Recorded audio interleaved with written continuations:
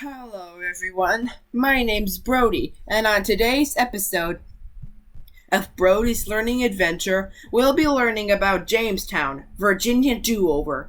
If at first you don't succeed, although the Roanoke colony failed, the English were determined. A group of merchants formed the Virginia Company of London to make money from the colonies on April 26, 1607. Approximately 125 settlers reached the Chesapeake Bay and founded the first permanent English settlement in North America, Jamestown, on the banks of the James River.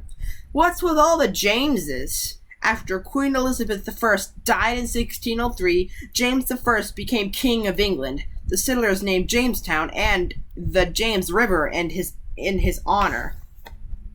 But wait a minute, we're learning about American history, not world history, so why are we talking about Elizabeth I and Prince James? I don't know. The Jamestown settlers. Although Jamestown eventually survived, most of its first settlers were, let's say, how shall I put this without being mean? A bit misguided.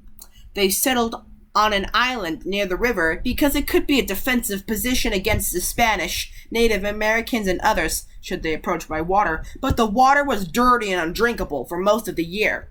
It was bitterly cold in winter, humid in summer, and full of disease-carrying mosquitoes because of the marshy conditions. Most of the settlers were rich adventurers or explorers, not craftsmen or laborers, so they focused on searching for gold, of which there was little, instead of building houses or planting food. It is no surprise that fewer than half of the settlers survived past their first winter.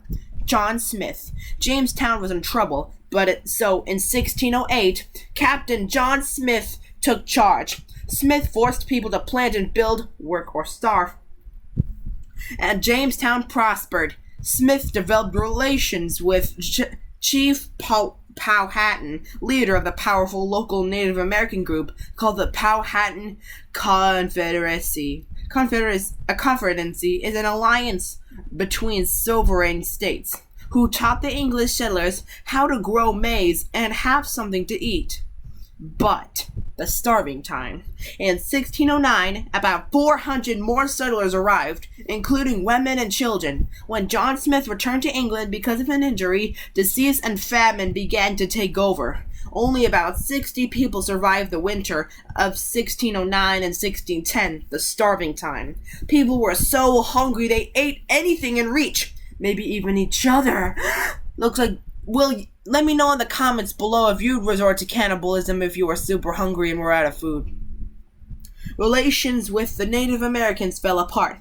Concerned about the fate of Jamestown in 1610, the Virginia Company of London sent them a new governor, Lord Delaware. Delaware was named for him later, to set things right again. Jamestown was the first permanent English settlement in North America, the Spanish town of St. Augustine, Florida. Remember, Explorer Ponce de Leon was the first permanent Spanish settlement in North America. John Rolfe. John Rolfe, one of the successful writers at Jamestown, was the first colonist to cultivate tobacco for export, a cash crop initially grown mainly in the West Indies. Tobacco was hugely profitable for the Virginia Company, and therefore made the settlement profitable for the first time. In 1614, John Rolfe married Pocahontas, the daughter of Chief Powhatan, improving the relationship between the English and the Native Americans, but only temporary. Get your John straight. Don't listen to the legends. John Rolfe married Pocahontas. Although briefly captured by her tribe, John Smith may or not have been rescued by Pocahontas. Most historians believe John Smith exaggerated or completely made up the story about the princess. Tobacco expands. Tobacco became a popular cash crop. People in England knew how valuable it was and demanded that the Virginia Company give them a cut of the profit. Instead, the company gave them land. Under the head-height system, your right per head, many man who paid his way across the ocean was granted 50 acres of land in Virginia, and 50 more acres for each other head he brought with them, including women and servants. It was a major incentive to grow tobacco. The English needed more labor for their tobacco plantations. A primary source was indentured servitude. Indentured servants, often from Britain or Germany, signed a contract for 4 to 7 years of service in exchange for passage across the Atlantic. Indentured servitude is the condition of being a contracted laborer.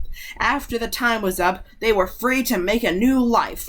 Indentured servitude was outpaced by the growth of the slave trade, which was legalized in Virginia in the 1660s. With more and more tobacco being grown, lifelong slaves began to replace temporary servants. The House of Burgesses.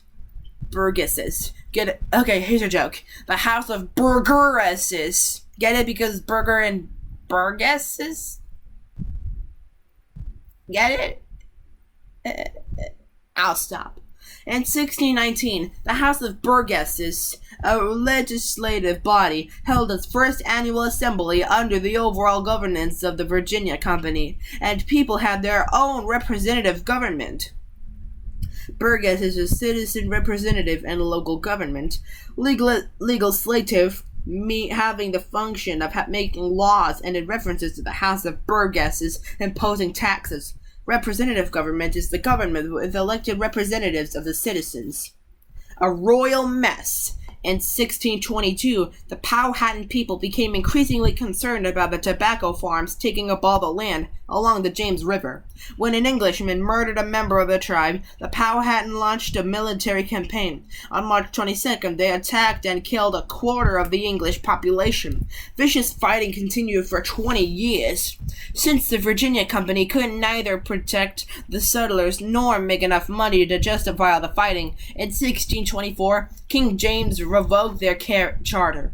Jamestown became a royal colony, meaning the king was in charge. He chose a governor to rule the colony in his place and abolished the House of Burgesses. After King James I's death, however, King Charles I reinstated the House of Burgesses in 1629. Jamestown had become the first permanent English settlement in North America, the first English royal colony in North America, and the birthplace of representative government in the United States to be.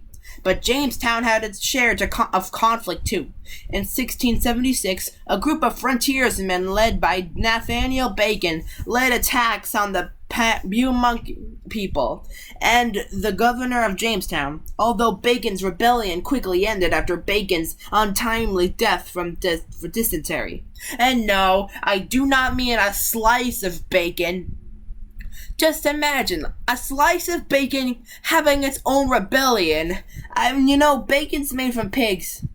I wonder if pigs ever had a rebellion against people for cooking them into bacon.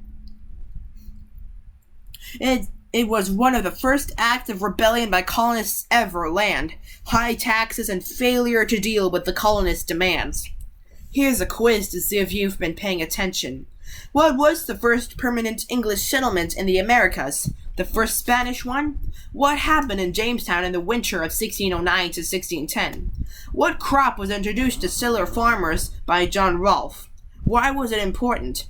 Why did people sign contracts to become indentured servants? What were the powers of the Virginia House of Burgesses? What happened when the Virginia Company lost its charter?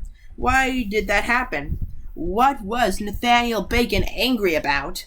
Pause the video now to think of the answers for yourself. On to the answers. 1. Jamestown was the first permanent English settlement in North America, St. Augustine, Florida, and the first permanent Spanish settlement. The winter of 1609-1610 was considered the starving time, when only about 60 people survived. Some may have resorted to cannibalism. 3. Tobacco. It made the American settlement profitable for the first time. 4. To get free passage to America. 5. Taxation and creating local law. 6. Virginia became a royal colony. The charter couldn't protect the settlers and wasn't making much money.